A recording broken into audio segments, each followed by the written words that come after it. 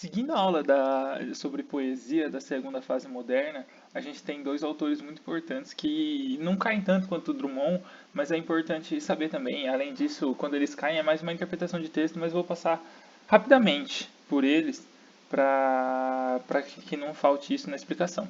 Primeiro é Cecília Meirelles. A Cecília, ela é da vertente espiritualista, intimista, muito espiritualista, na verdade.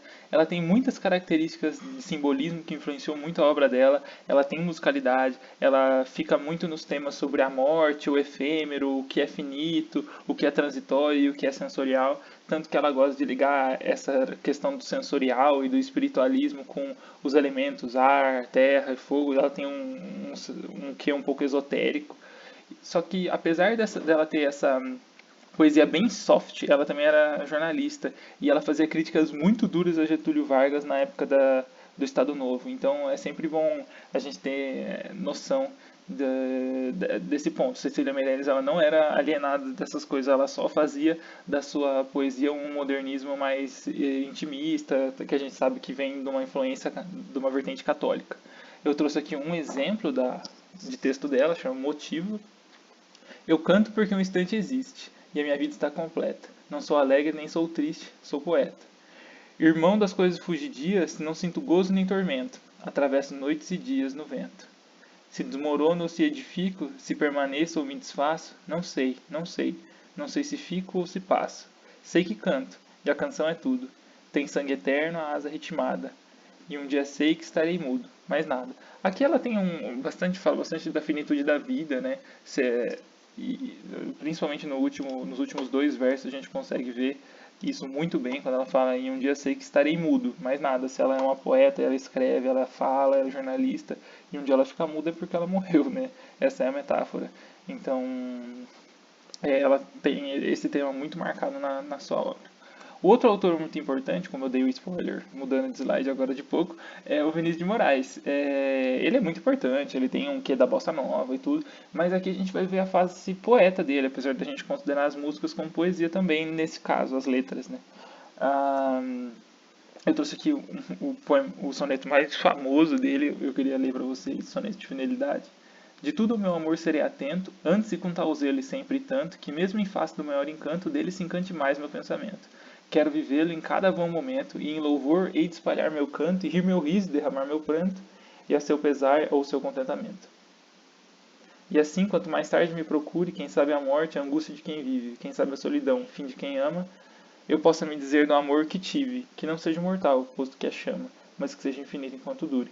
Aqui ele também fala da importância da intensidade das coisas sobre a noção de finitude, né? Então, não vale um amor ser infinito se ele não for intenso. O que vale é o amor que é intenso enquanto ele for. É isso que ele está dizendo. Mas tem algumas características literárias que eu queria ressaltar nesse soneto, além dessa questão de interpretação que o vestibular pode trazer. Primeiro ele retoma usar o soneto. Vejam bem, 4, 4, 3, 3, isso é um soneto e é uma forma fixa. E quando a gente está no segunda fase do modernismo, é muito importante perceber que a gente toma de volta as formas fixas, só que de uma liberdade muito grande. Vinícius escreve soneto, deixa o soneto, e faz música, e faz isso, faz aquilo. Então, não tem uma obrigação de seguir o soneto como eram outras escolas, uma obrigação de ter verso alexandrino, decassílabo, redondilha é maior ou menor, não existe isso no modernismo. Na verdade, eles têm sim uma grande diversidade, uma liberdade imensa para ter linguajar mais técnico, para ter linguajar cotidiano, ele pode fazer o que ele quiser. É o ápice da liberdade de produção. E apesar dele retomar essa produção que é numa forma fixa, que a gente já conhece de soneto, muito usado em outras escolas, é importante dizer que ele é inovador, tá? Ele criou a bossa nova, ele fez muitas coisas diferentes, ele tem sonetos muito diferentes. Até a gente vai ver algumas faces da sua literatura que são muito diferentes do que ele mesmo fez, do que outras pessoas fizeram. Então ele é muito inovador, explorador, inventivo. E não é porque ele usa o soneto que ele deixa de ter essas características. E a gente caracteriza ele também como vertente espiritualista, intimista, mas ele tem um que mais intimista do que espiritualista. Ele fala um pouco, principalmente de religiões de matriz africana, mas ele é muito mais intimista da vida íntima, da vida do amor carnal e tudo, e dos seus sentimentos mais íntimos. Uma pequena biografia, ele é de uma família de músicos, ele também virou músico, virou poeta, compositor, mas ele foi principalmente diplomata, ele se formou em Direito, e ele foi diplomata até o momento que, na ditadura militar, ele perdeu esse posto com a desculpa de que ele era boêmio, que ele gostava da vida de bêbado, que ele gostava de cantar em bares e participar de rodas de samba e tal. Ele se definia como o branco mais preto do Brasil, é um pouco problemático essa frase, mas tudo bem. E ele falava isso porque ele tinha muito contato com o samba, com religiões de matriz africana, e ele se considerava dessa forma, por ser assim. Tem algumas vertentes a sua obra que eu vou falar rapidamente. A primeira é a vertente místico-espiritualista, que é essa principal do Vinícius de Moraes nesse momento. Ele usa, aqui um exemplo, ele usa versos muito longos, cheios de sugestões, mistérios e sensações de alma. Vejam aqui a primeira estrofe. O ar está cheio de murmúrios misteriosos e na névoa clara das coisas há um vago sentido de espiritualização. Tudo está cheio de ruídos sonolentos que vêm do céu, que vêm do chão e que esmagam o infinito no meu desespero. Aqui ele não fala nada, né? Ele fala de murmúrios misteriosos, de uma névoa clara, no sentido de espiritualização. Ruídos sonolentos que vêm do céu e do chão. Ele fala, ele está alucinando, né? Mas é um negócio bem simbolista e ele é influenciado muito pelo simbolismo nessa parte da sua obra, bem espiritualista, místico e cheio de sugestões, né? Existem murmúrios misteriosos que vêm de cima e vêm do chão, então meio vago. Ele também tem uma vertente social, erótica, cotidiana. É assim, essa vertente é onde a gente coloca tudo que ele fala do dia a dia. Então, quando ele fala do trabalho, quando ele fala do amor carnal, quando ele fala do dia a dia, a gente coloca aqui. Ele tem uma grande experimentação e ele adora o verso livre nesse ponto. Aqui eu vou ler o poema Operário em Construção, que é um exemplo muito bom da face social dessa vertente. Ah, homens de pensamento, não sabereis nunca o quanto aquele humilde operário soube naquele momento.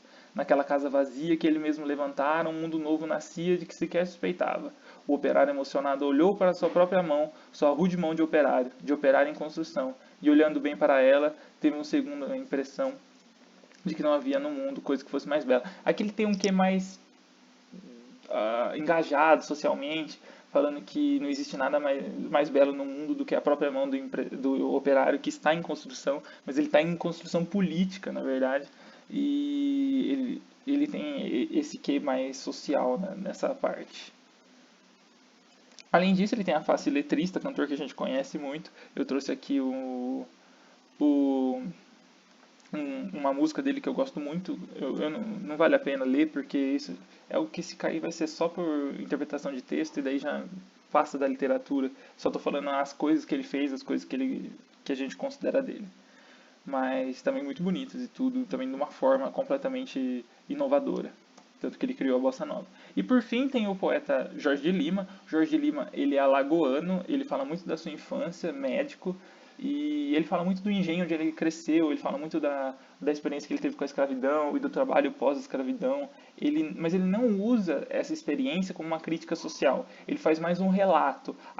O grande valor da obra de Jorge de Lima está em ter relatado, em ter registrado a sua experiência, os costumes, a cultura, a religião, esse tipo de coisa. Aqui tem o poema mais famoso dele, chama Negra Fulô, e ele tem um argumento muito problemático, que ele fala, a história do poema é uma escrava que seduz o seu senhor e em tudo é mais sábia que a senhora. Então ele está fazendo um elogio, mas é um elogio tosco, porque ele está falando que ela é mais sábia que a senhora, ela é mais inteligente que a senhora é a esposa do dono dos escravos, né? Só que isso subverte um pouco a lógica de tudo, porque a gente sabe que os filhos dos senhores com as suas escravas não eram assim feitos. Eles eram feitos a partir de estupro. E vejam como ele trata aqui. Essa negra fulou, o senhor foi açoitar sozinho, a negra tirou a saia, tirou o cabeção, de dentro dele pulou no a negra fulou. Essa negra fulou.